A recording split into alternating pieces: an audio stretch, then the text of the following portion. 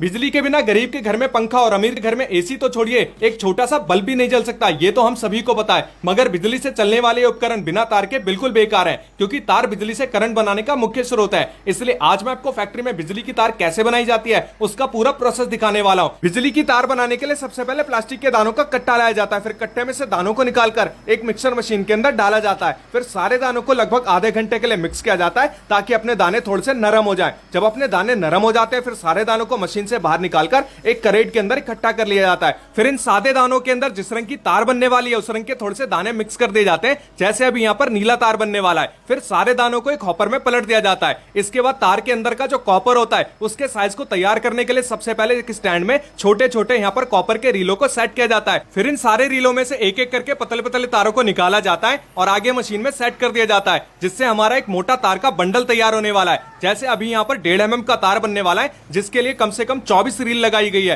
तो ये देख सकते हैं मशीन में इस तरीके से सारी पतली पतली जो रीलें होती हैं वो आगे बढ़ती रहती हैं, जिससे हमारा एक मोटा पूरा बंडल बनके तैयार हो जाता है। जब अपना बंडल बनके तैयार हो जाता है, इसे मशीन से बाहर निकाला जाता है। फिर इस बंडल को उठा के एक दूसरे वाले स्टैंड में सेट किया जाता है। इसके बाद यहाँ से तार बनाने का जो मेन प्रोसेस है वो भी स्टार्ट हो जाता है, जिसके लिए भैया ने तार के बंडल में से तार को निकाला है और इसको तार बनाने वाली मशीन के डाई में सेट कर दिया है। जिस भी साइज की तार बनने वाली होती है उसी साइज का यहाँ पर डाई भी सेट किया जाता है और इसको हॉपर वाली मशीन के साथ जोड़ दिया गया है। फिर इसके नीचे हीट लगा दिया जाता है। अब इस कॉपर के तार को एक पुराने वाले तार के साथ जोड़ा जाएगा, बांधा जाएगा, ताकि इस कॉपर के तार को आगे खींचने में मदद मिले। फिर डाई को अच्छी तरीके से हॉपर वाली मशीन के साथ जोड़ दिया जाता है। मशीन का सारा सेटअप होने के बाद कॉपर के ऊपर जो प्लास्टिक होता है उसको चढ़ाने के लिए सबसे पहले मशीन में से प्लास्टिक का एक वेस्ट निकलता है, जिसको तोड़ के अलग कर दिया जाता है। फिर प्लास्टिक का जो सही शेप होता है वो कॉपर के ऊपर इस तरीके से चढ़ने लगता है और पीछे से भी मशीन को चालू कर दिया जाता है, जहां से अपनी कॉपर की जो तार होती है वो इस तरीके से मशीन में आगे बढ़ती रहती है और प्लास्टिक के साथ मिक्स होकर तार का शेप लेती रहती है। अभी आपको लग रहा होगा कि तार के ऊपर जो ये नीली प्लास्टिक है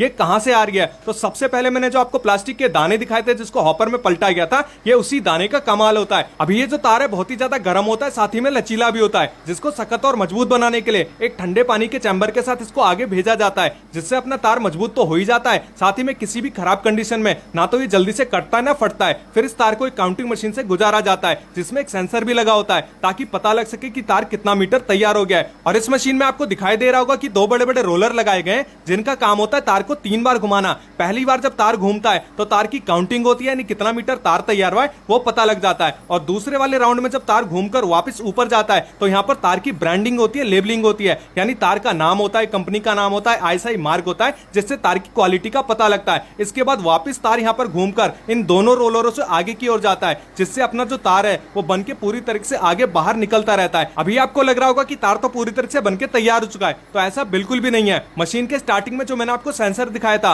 वो सेंसर मशीन में तय करता है कि कितने मीटर का यहाँ पर तार बन चुका है। उसके बाद मशीन में एक बजर बजता है, जिससे भैया को पता लग जाता है। फिर भैया आते हैं, फिर तार को काटकर अलग कर देते हैं। फिर जितना भी अपना तार तैयार होता है इसका बंडल तैयार करने के लिए भैया इसको बंडल वाले डिपार्टमेंट में भेज देते हैं, जहां से इसका बंडल तैयार होने वाला है। और जितना भी मैंने आपको प्रोसेस दिखाया था ये प्रोसेस सबसे ज्यादा आसान होता है, यानी इसमें कुछ नहीं करना, सिर्फ तार का बंडल तैयार करना है। मशीन के अंदर इसको लगा दो और तार अपने आप बंडल बनके तैयार हो जाता है। 90 मीटर का यहाँ पर एक बंडल तैयार किया जाता है और जब बंडल तैयार हो जाता है इसके ऊपर लेबलिंग की जाती है, ब्रांडिंग की जाती है और 4 हिस्सों में इसको बांध दिया जाता है। इसके बाद मशीन से इसको बाहर निकाला जाता है। अब इसको पैकिंग वाले डिपार्टमेंट में आगे भेजा जाएगा। तो आज मैंने आपको दिखाई कि आपके घर में इस्तेमाल होने वाली बिजली की तार फैक्ट्री के अंदर कैसे तैयार की जाती है। तो अगर आपको वीडियो पसंद आई है तो वीडियो को लाइक करिए, कमेंट करिए और अपने दोस्तों के साथ जरूर से शेयर करिए। और ऐसी और वीडियो देखने के लिए हमारे चैनल को भी फॉलो कीजिए। Thank you.